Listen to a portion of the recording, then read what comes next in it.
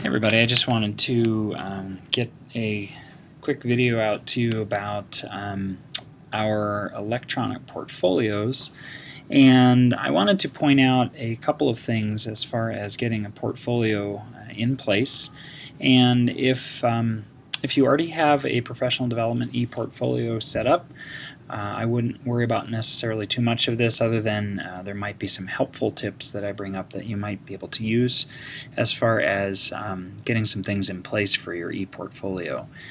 The ePortfolio, as it has not necessarily been mandated by the district as a must-have, you probably are finding more and more as you go to different trainings and meetings in the district that having an ePortfolio is a pretty helpful thing. So I wanted to take you through the steps to get an ePortfolio in place, and to also kind of describe a little bit of the things, the ways that you can set things up, so that if you do a training or if you are applying for PGI credit, you'll have all the information that you need. Plus, the ePortfolio itself plays a really important role, or could play an important role, in those conversations that we have throughout the course of the year and at the end of the year with our evaluator, as the PD ePortfolio can become a great place for keeping materials and evidence and ideas and thoughts and all of that good stuff in one place, and it's easily shareable. So let me show you how you go about doing that, as we have an easily accessible template in place. And the way that works is you'll go into your Google account and sign in, and then you'll go under Sites. And the best way to go about this is simply to you'll notice I've got a whole bunch of sites set up, and you may have already set up a site or two, but I have some teaching portfolios that have been shared with me from other people. But you're going to go ahead and go into Create. Now, like I said, if you've already done a PD portfolio, you don't necessarily need to recreate this. This is a similar template as in the past, with just some minor changes to it, so it's really your call. But you're going to go into the Browse the Gallery for more. And from here, if you start typing in 13-14, you will see a PD portfolio that has been set up as a template for staff to kind of hold all of their information. And it says on here in the preview that obviously the PGI stuff plays an important role. And if you do set up PGI work, this is where you'll do this, but that's just part of it. And in my mind, some of the most important stuff falls under the site evidence down below. And like I said, this is a great place to have this kind of set up so it's easily accessible. And when you do this, just really follow the directions that are given here. It will tell you that, please customize this page, and it is important to include who you are, where you are, like where you teach, what you teach, your role, that sort of thing. And then who you share your portfolio with. That's kind of an important piece too. So what I'm going to do is I'm going to just click Use this template, and it will come up as one of your template options. And you'll basically want to go in and set this up with your name. And the easiest thing is to type your last name, and maybe even PD if you'd like, just so that it's easily recognizable. If you share it with someone who they know who is sharing the material with them.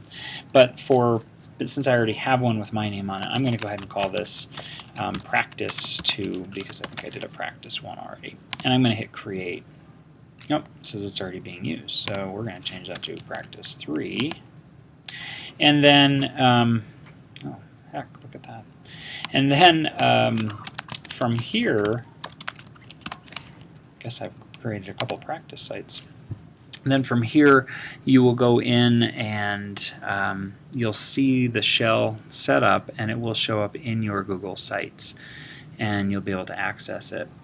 And the important thing is really knowing how to access this. And like I said, your Google Sites will show up in your site's list. And for lack of a better word, if you know how to get to this, the access is really important. And sometimes people start a Google site and a Google site portfolio and kind of forget where it is. But you'll notice CMS Practice, if I go back into just my sites, it's now sitting on my list of sites. So I've got CMS Practice right here, and that's easy to get to. So I can get back to stuff, relatively easily.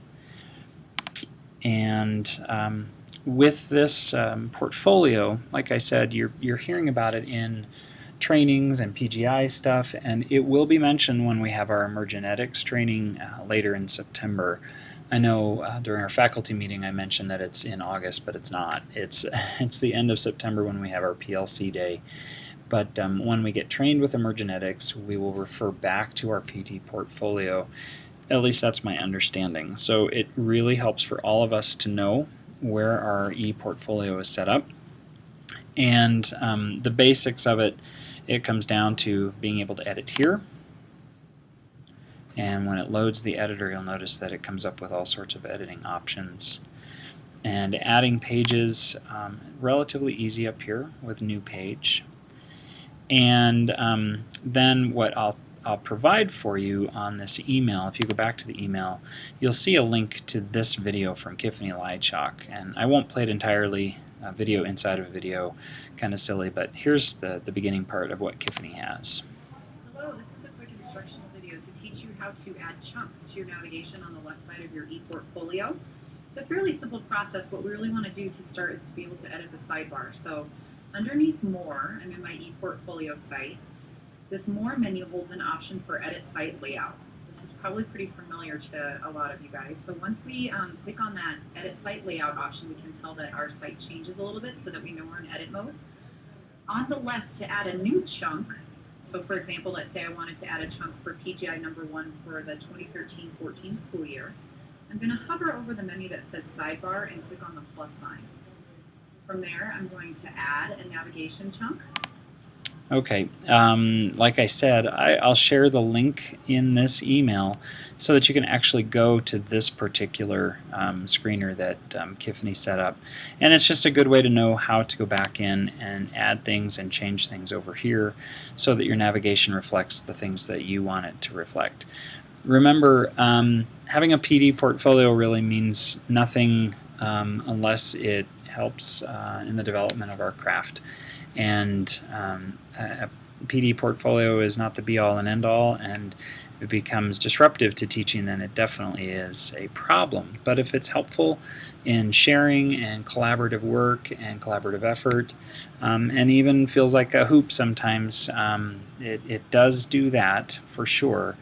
But know that the greatest hope that I have is that these shared portfolios become a really powerful way to kind of dig into the good stuff that we're doing in our classrooms. And if you want to, you certainly can check with some of our staff. We have some great staff PD portfolio exemplars that are not just fluff, but truly show how this PD portfolio work can be very helpful. So I'm going to cut this off right at this point, and I might add more to it, but at this time, if you could, it would be great to have a PD portfolio for yourself set up and accessible in your Google Sites through your Google Drive, actually through your Google Apps, so that you can refer back to it and that you have a home sometimes for putting the material and evidence down and good work that we're doing in our classes. So that's it. If you have any questions, certainly do check with me. Thank you.